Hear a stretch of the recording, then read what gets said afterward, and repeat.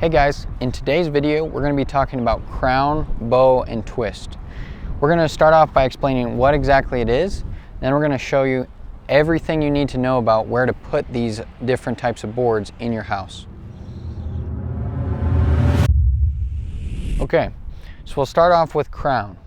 Now crown, there's two sides of the board here. We have a wide side and a small side. Now crown is when the wide side makes a rainbow. So crown is basically when it's difficult to bend the board like this is crown.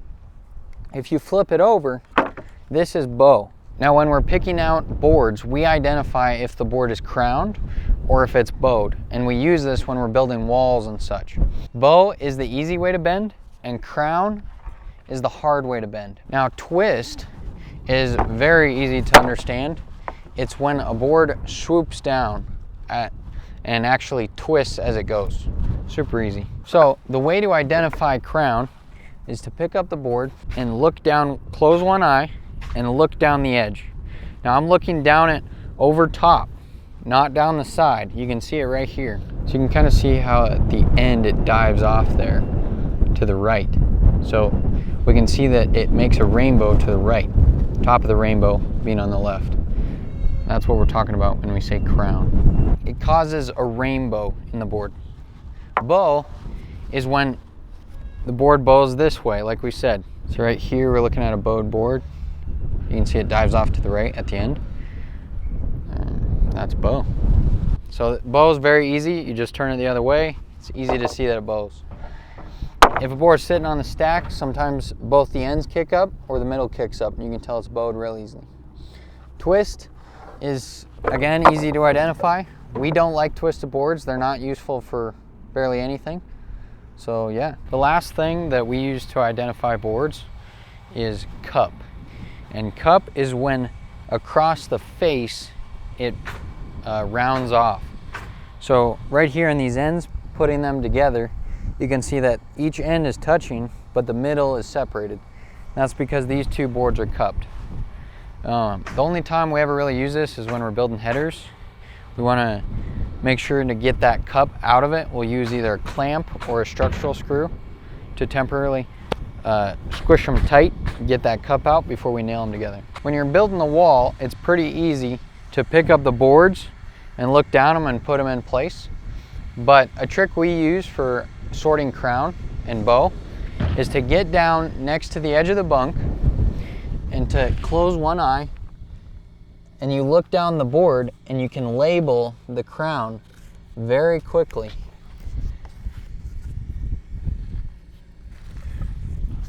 Right here, I just labeled the crown which way the rainbow goes.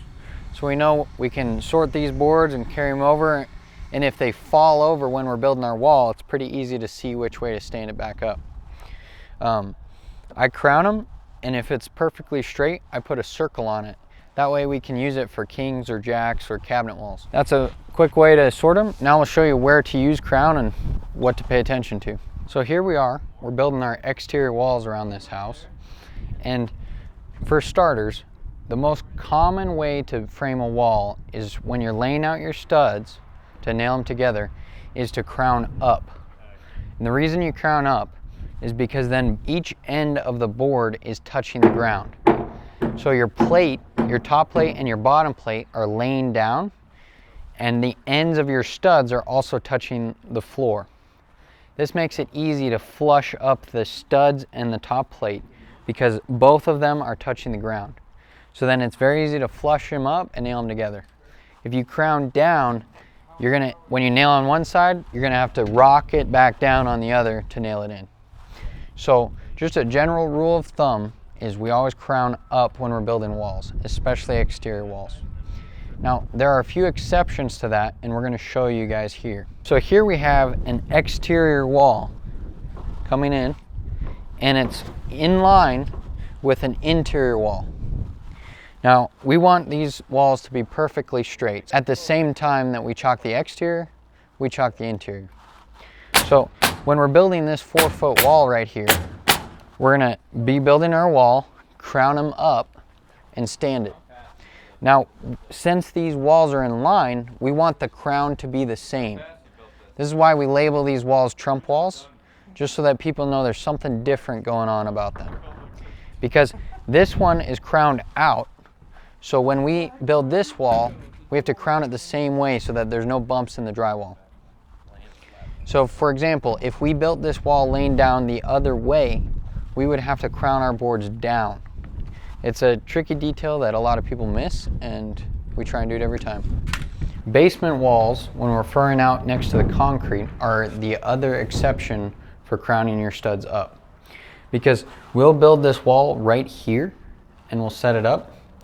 We want to crown these studs out away from the concrete so that they don't touch if the concrete's bad. So that means when we're building the wall, we're going to crown them down.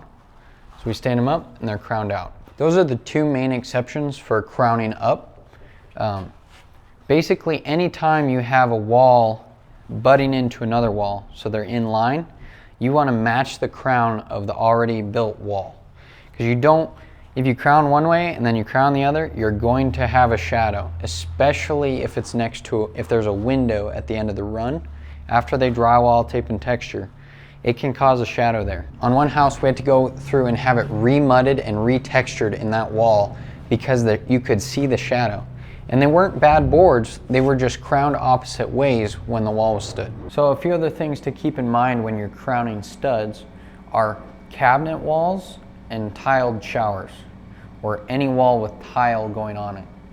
So right here, we have a vanity going in next to our toilet, and you can see we have straight studs on this wall. And that's because it makes it a lot easier for the cabinet guys to put their cabinets in. Now, if we're running short of straight studs and we need to put in slightly crowned studs on a cabinet wall, we crown them out so that when they install cabinets, they only have to shim at the top. It makes it very easy for them to plumb it. Ideally, you want straight studs on a cabinet wall and any place that tile is getting put. Now that you know to put straight studs on cabinet walls and tiled showers or anything with tile on it, a few other places that we use straight studs every time is, for starters, on the end of a wall.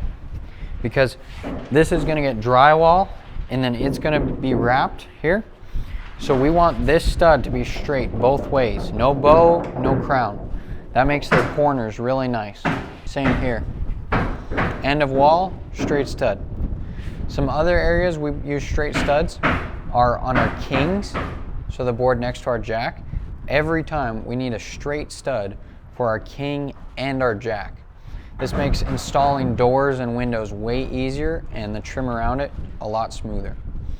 So yeah, cabinet walls, tiled walls, end walls, kings and jacks all need to be straight boards. Okay, moving on to bow.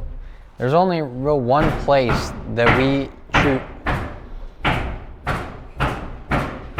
There's really only one place that we choose to use bow, and that's when we have a wall butting into another wall.